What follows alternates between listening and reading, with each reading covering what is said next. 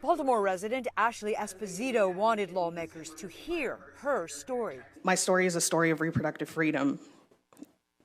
It almost wasn't, which is why I strongly support HB 705. House Bill 705 is sponsored by House Speaker Adrian Jones. It would add the right to reproductive freedom to the state's constitution by way of a referendum. Ashley Esposito says she carries a gene that has led to the loss of 4 pregnancies, including one in 2017. Our baby didn't have any amniotic fluid because they didn't have any kidneys and were missing vital parts of their urinary tract system.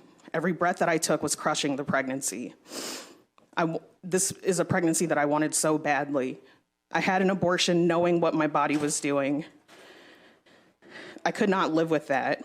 I know without access to reproductive care, I would have been further traumatized, or I would have taken my own life. The Speaker told members of the House Health and Government Operations Committee that last summer's Supreme Court ruling overturning Roe v. Wade makes it necessary to strengthen and ensure reproductive rights in Maryland. It's hard to imagine that Maryland would pass abortion restrictions like we've seen in West Virginia or Texas, but the Dobbs decision has left our state vulnerable. Governors can use the power of the purse and take other actions that limit access to reproductive freedom. These aren't hypothetical scenarios. There were concerns about late-term abortions. I wonder that this constitutional amendment will not just codify that practice of aborting late-term babies, but potentially do worse than that. So would you be open to an amendment that would protect late-term babies? Thank you for the question, Delegate. And the answer in sum is no.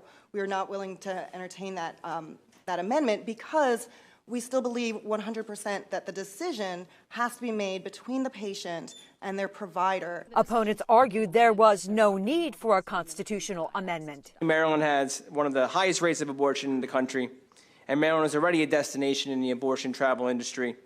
It ranks near the top of states that carry out abortions by percentage of the population.